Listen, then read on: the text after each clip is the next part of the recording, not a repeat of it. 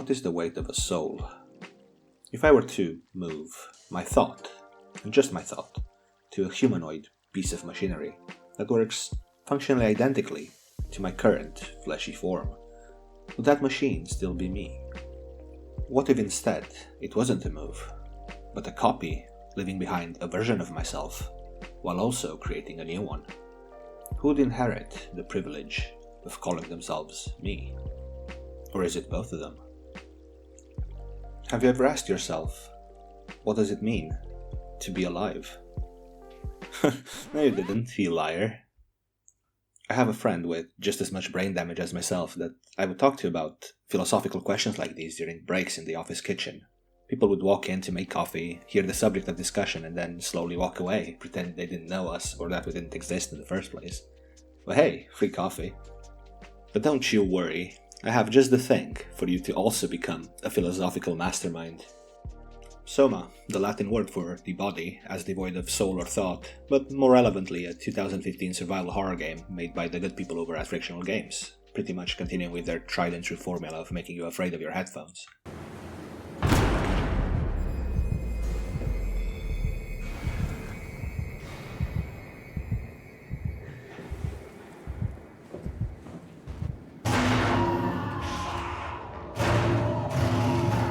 You play as Simon Jarrett, an unlucky guy from the land of the maple that gets into an even more unfortunate accident that leaves him in a bad spot and his friend in a bit of a worse one.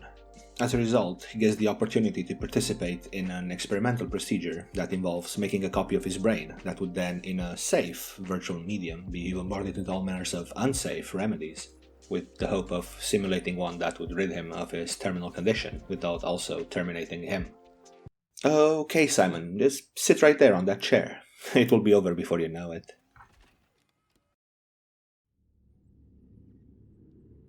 What happened?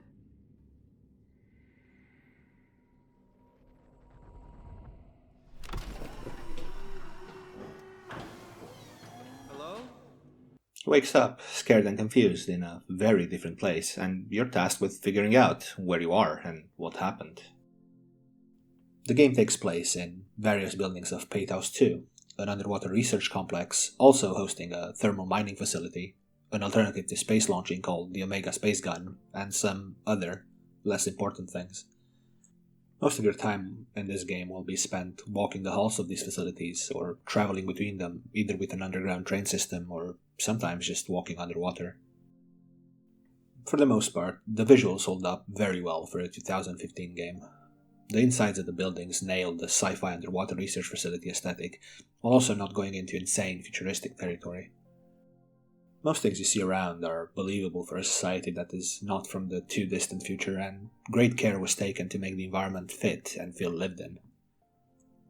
The people working in this place wouldn't be able to commute every day, so there's crew quarters just far enough from the industrial sites to not be uncomfortable.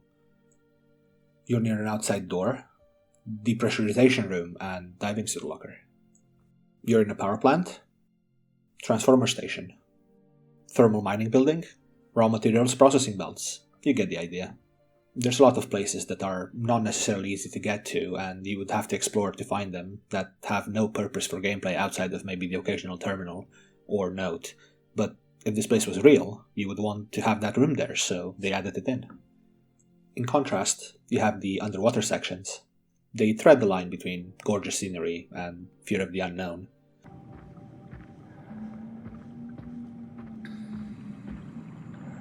There's unfortunately not a lot of room for exploration here, and sometimes you're actively discouraged from exploring. Where am I going? This isn't safe. You do see the occasional weird machine or building, but considering this happens almost 100 years in the future, it's all rather believable.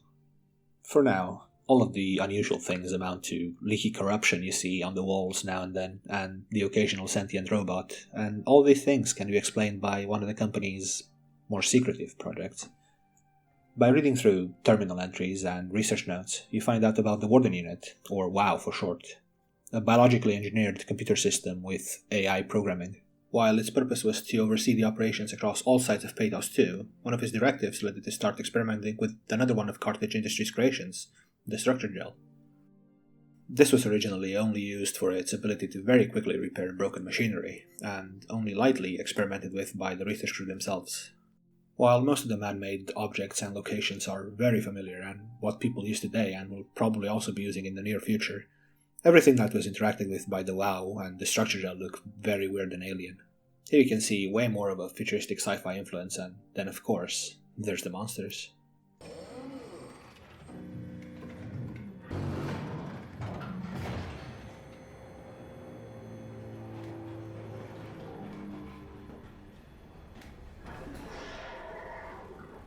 The creature design, for the most part, is also great. There's plenty of variety because of the circumstances of their creation, and they were careful to have them fit in with the environment that they roam around in. Much like with Dark Descent, the developers know that the fury is in the unknown, and your brain will always do a much better job at scaring you than some pixels on the screen. So getting close to one of them, or spooky things in general, or even just looking at some of them from a distance will cause your vision to become glitchy and blurry. Some of them also react to sounds and movement, and most of the gameplay elements revolve around the player figuring out how to deal with these monsters while also doing the tasks that are necessary to progress. A lot of the time, you will find yourself shuffling around close to them, facing the wall, and only occasionally turning your flashlight on just to see what you're doing, but even that may sometimes be ill-advised.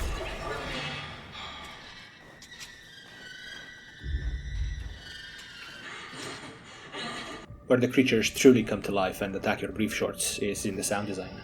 Just being close to them is uncomfortable. They make weird robotic sounds mixed with human-like screaming, moaning, crying, and sometimes even some unintelligible speech.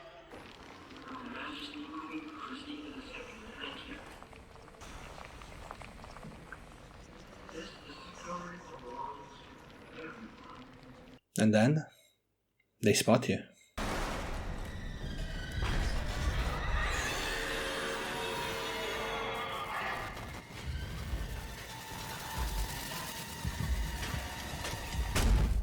Most of the time in this game it's just you and Simon, walking around, hearing nothing but his labored breathing, the humming of machinery, or the dripping of structure gel from the walls.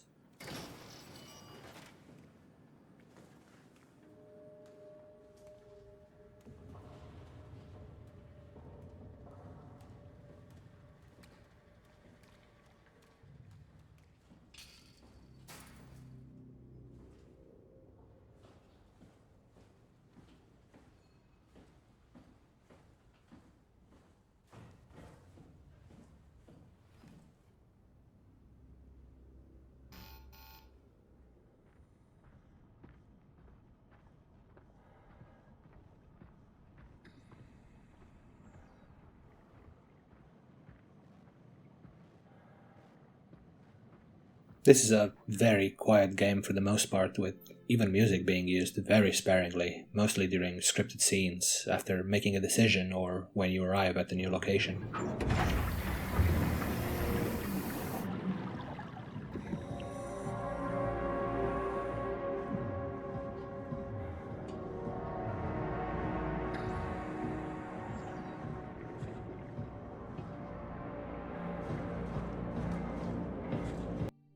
So, the contrast between the slowly building tension during the long, quiet moments and then the intensity of the monster chases and set pieces is insane, and the game constantly keeps you on the edge of your seat. As for the voice acting, it's unfortunately a bit of a mixed bag. It runs the spectrum between decent to very good performances to your run-of-the-mill whomever we had in the office at the time. To its credit though, it never gets bad by any means, just maybe a bit mediocre, with one weird example. Dying thing? You're the worst support ever. What should I say? I'll see you later, Jesse. Don't burn the place down while I'm gone. Over and out, buddy. Simon himself starts with some very awkward delivery, especially in the beginning before waking up at Pathos 2. And then as the story progresses, he gets better and better, but given the story of this game, that might also just be intentional. Voice acting module installation complete. What was that?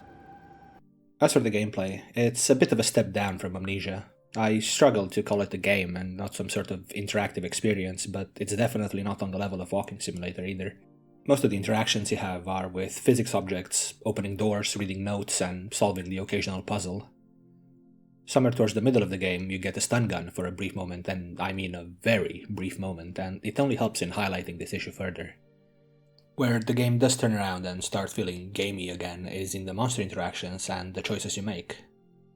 As I've stated before, the creatures have their own patterns and abilities, and especially on your first playthrough, you are expected to get caught a few times in order to figure out how they work. The first time you get caught in most situations is not lethal, only knocking you out and making you have to backtrack a short distance through the monster maze and taking some damage. There is a sort of HP mechanic. If you take fall or hazard damage, your vision gets more and more foggy, persisting until you interact with certain WoW nodes around that heal you and clear your vision. This is, however, optional, and being low HP results in the monsters killing you upon catching you and sending you back to an earlier save location. This is where, in my opinion, SOMA drops the ball a bit with the monster interactions. Sure, they're creepy when you see them the first time, their sound design is excellent, and it's still better than playing this on safe mode, but the first time you get caught and figure out that there are basically no consequences to it, all the tension relating to at least that particular monster deflates completely, and doing the puzzle in that creature's environment becomes tedious rather than tense. Now, don't get me wrong, I am a big bitch, and I play this game with my headphones on the table and a gun next to them, but only until I got caught the first time. After that, I would just run around, testing the absolute limits of the game, getting close to the monsters and looking at them, analyzing the death slides and that sort of thing. The game could have really used a survival mechanic or resource management where dying means that you have to do the entire event again, but with less resources or anything to make the threats a bit more threatening. I can even envision a version of the game doing away with the monsters altogether, because God knows the story is horrifying enough by itself. The other gameplay element is natural choices that you get to make throughout the game that, with a few exceptions, are completely optional. As opposed to the gameplay, these add a great deal of implication and consequences to the events that unfold, are most of the time made with little to no information based on how willing you were to interact with various NPCs or to read notes and terminal logs, and have immediate impact on the story through different reactions from Simon and his keychain. Having that said, I'm going to be thoroughly talking about the story and a lot of the reveals along the way and their implications, so if you don't want spoilers, go to here. As you're walking around, exploring and trying to piece together what happened, you figure out that you can telepathically hear the last moments captured by dead humans and certain communication interfaces. You also meet some robots at Upsilon with various levels of humanity to them. The first one that you have a prolonged interaction with is Carl, who is convinced he's human, that he is hurt and is in need of a medic, despite Simon's multiple attempts at convincing him otherwise.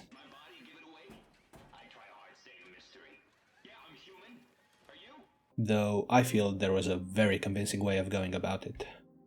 You also get to talk to a woman named Catherine on the radio, and she urges you to get to the facility called Theta to meet. After doing some questionable things to get to Radio Center, you get swallowed by the ocean and have a sobering realization. When did I put on this diving suit? This entire situation comes to a head when actually meeting Catherine and finding out that she was a robot as well all along, and also that you might also not be quite what you seem. Have you looked at yourself lately? You're a walking, talking diving suit with some electronics slapped on for good measure. I'll be completely honest, the first time playing this I assumed it would be a sort of out-of-body experience type of game where the puzzles and the monsters represent complications of your brain's condition, and finishing the game would imply that you've managed to heal your terminal illness. But to the game's credit, it doesn't even come close to being that at all. As it turns out, you are not playing as the Simon Jarrett that sat down in Munchie's rundown office lab. You are but a neurograph, a copy of Simon's consciousness, implanted into the diving suit that you find yourself in, and that you've been that all along. It was all just a delusion enforced by Simon's previous experiences of being human. Catherine also explains to you that the suit is very sensitive to electromagnetic waves. These cause your eye cameras to glitch when in the presence of electrically charged monsters, and is also the reason why you can catch the last conversations had on comms and in people's black boxes. These were devices implanted inside of all Pathos 2 employees as per company policy for the purpose of monitoring their work ethic, their vitals and well-being. We also find out that part of the reason for the state at Pathos 2 is a recent natural disaster in the form of a comet colliding into Earth, causing firestorms, making most of the atmosphere toxic and killing virtually all life. The facility is so far underwater that this was mostly unaffected by this event, but it did have a devastating effect on the crew's psyche and on a particular Carthage Industry less known project. As a result of this, most of the resources of the complex were pointed towards Catherine's pet project, the Ark, a sort of simulated reality with implanted neurographs from most of the people working at Pathos 2. So, what's the project about? My project? Oh, well, I saved all the people on the station as brain scans and put them into an artificial world. We were going to launch it into space to save it from, all of this. Are you telling me that you were going to launch a computer world filled with people into space? Yes. It was just a pet project at first, but it got really serious after the comet took out the surface. After being completed and optimized, it was supposed to be launched into space via the Omega space gun, where it would serve as a last-ditch effort to preserve a semblance of humanity, safe from the devastations happening on Earth. But pre-neurograph Catherine didn't get to experience this coming to fruition, so you're tasked with helping her find out the fate and the whereabouts of the Ark with the promise of a spot on it, should it not already be launched. These two events, Simon being patient zero for the neurograph technology and the world getting cooked, are what basically kick the plot of SOMA into gear.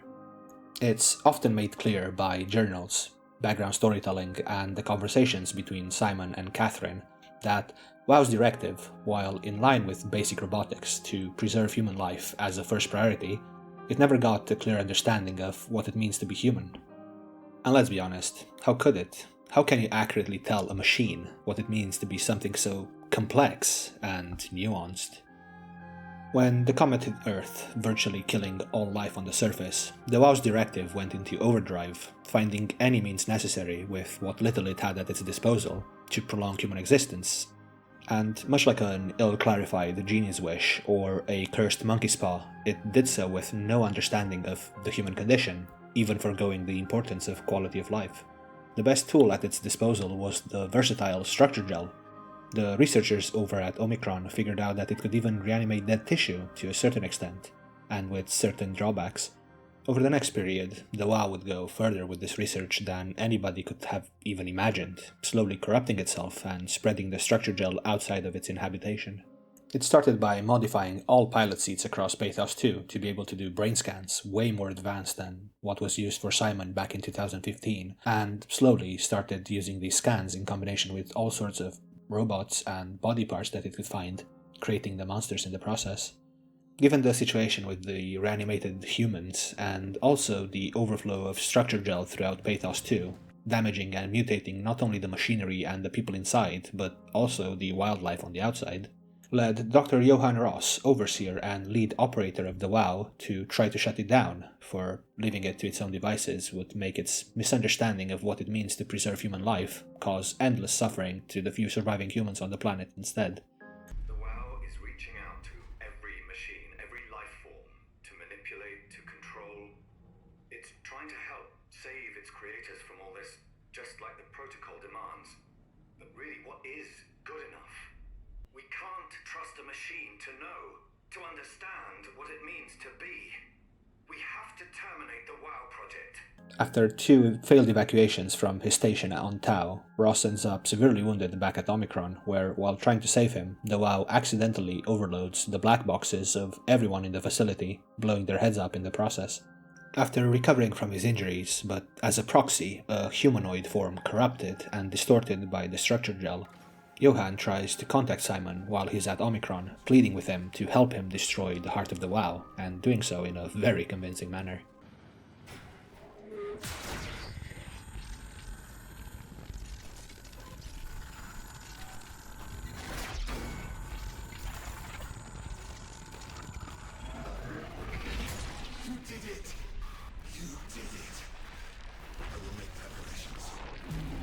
In the background of this, you're still together with Simon and Catherine on their misbegotten adventure.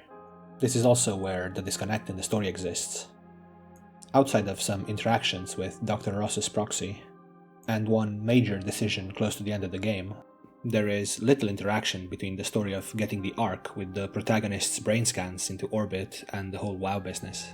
It's not a deal breaker or even distracting by any means, just a bit of a missed opportunity in my opinion. Simon's story deals more with the whole human condition theme of the game, and him trying to figure out whether he is still human in the form that he's currently in. You get most of this through introspection and through his conversations with Catherine, but much like my work colleagues, it turns out that Catherine is not a great philosophical conversation partner either. To be done. He was talking. I mean, he was delusional, but he seemed sincere. Present. Yeah, well, I'm sure it's fine. Was he really that different from us? It's just beginning to sink in. I mean, really sink in. I'm a robot. Didn't we cover this already? Guess I've known ever since I woke up at Upsilon. I just keep suppressing it. Like my brain doesn't want me to think about it. It's really getting hard not to think about it. Yeah. Could you maybe hit that switch over there so we could get moving? Oh, yeah, sure. Catherine is honestly kind of a sociopath. Manipulative, described by most of her colleagues as very hard to deal with. She was always focused on her Ark project, not necessarily as a means to save humanity, but mostly just for self-glorification and getting the job done. What happened? Conrad killed himself after the scan. Jesus, how? Maser tool? What should I do? I'm gonna need to tell Strohmeyer. No, please! I'm so close. Strohmeyer's gonna shut down the Ark project. It's not my fault people keep killing themselves. She doesn't seem to care about her situation of being stuck in an inanimate object, and is dismissive and confused by Simon's existential questions more than anything. One of the breaking points between them and the crossroads in the part of the story is at Omicron, where in order to proceed, Simon has to get into a better suit, capable of handling the pressure of the next site. And Catherine, taking advantage of Simon's less than stellar IQ, rushedly explains how the process works and lies about it basically being a coin flip of whether his consciousness gets transferred into the new body or not, knowing full well that it isn't the case. Up to this point, she also instructed Simon to knock out one of the robots at Delta, with either a Mockingbird hosting another brain scan that is delusional but harmless, or the small robot that helps you get around underwater that even saves you at one point. In one of the better puzzles of the game, you have to keep reanimating the brain scan of a Theta employee in order to get the cipher code necessary to operate the Dunbat, plan A of how to get down to Omicron. For this, you have to find different combinations of modules and environmental scans in order to fool Brandon 1 into being comfortable enough to give them away, before realizing that he's inside of a simulation and having a panic attack. That would result in his neurograph shutting down. This also involves Catherine playing different roles and being manipulative, up to and including simulating the voice of Brandon's girlfriend in order to achieve this goal. That wasn't so bad. Strohmeyer really got me worked up. Bastard. Well, that's what you get for listening to his stories. I guess I had it coming. About Strohmeyer. He said he needed a new cipher ASAP. What should I tell him? It's alright. I can talk to him. Wait, didn't Chung just tell you to take it easy? Don't worry, I'm not going to tell anyone. I do feel hungover. But not too long after, during the mentioned suit switch event, you get a taste of the implications of what was being done to Brandon.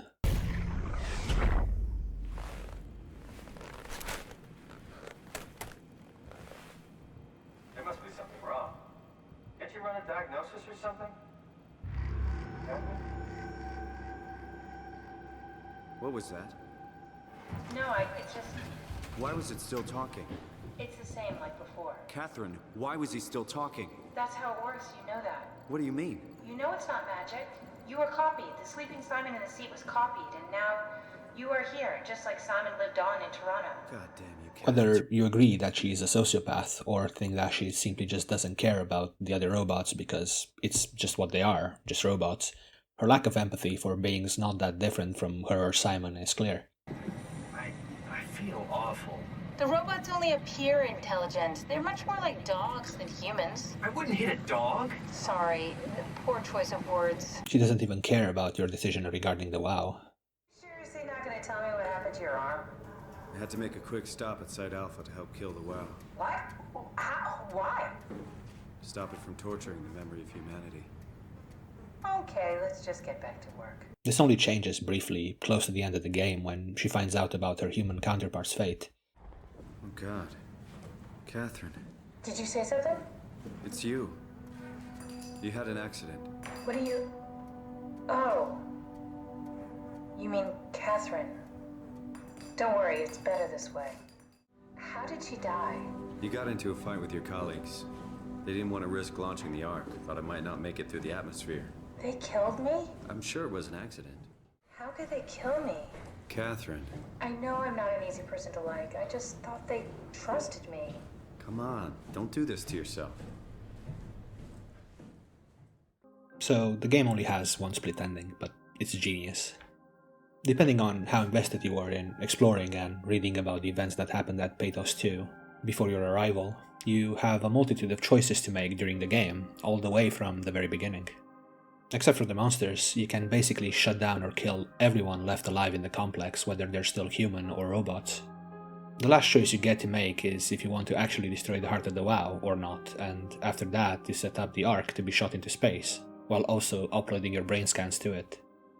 Here's where the genius comes in.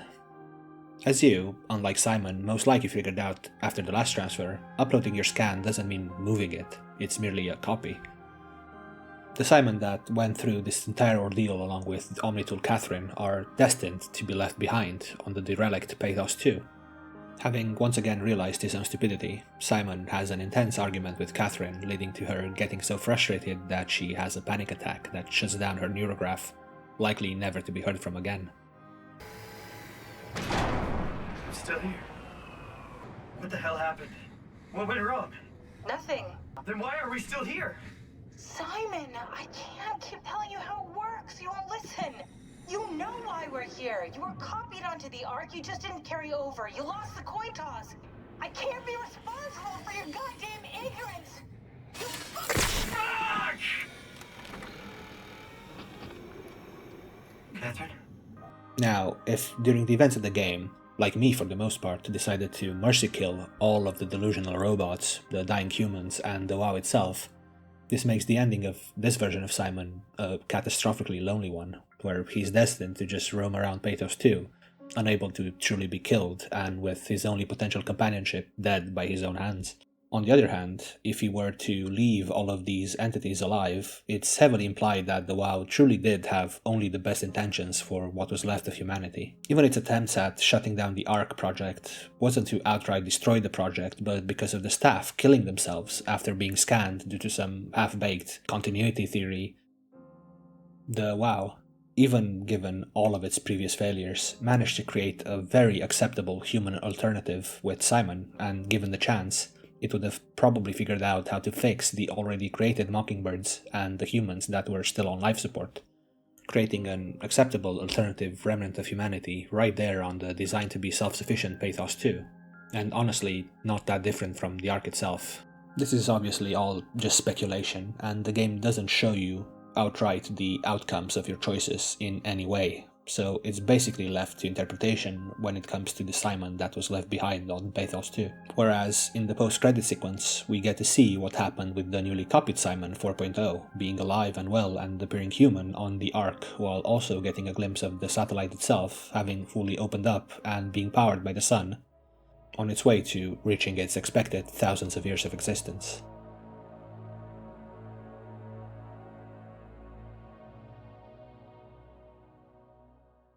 If you still haven't had enough existential horror, you can also dabble into the transmissions and item shorts over on the Frictional Games YouTube channel.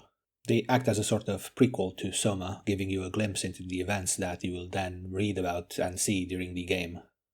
Transmissions predominantly follows Imogen Reed, an engineer at Pathos 2 and a character way closer to Simon than you might think. These are also very high quality for what they are, and I sincerely recommend them, especially if you like the game, though I would play the game first. SOMA's an excellent game, and people are still talking about it 10 years later. I haven't even scratched the surface of the philosophical implications or even the events that happen in the game. Every discussion I've seen or had about it with different people had them talking about a different aspect that was interesting to them, a different event in the game that left an impression, or a new take on what implication of the game was most horrifying.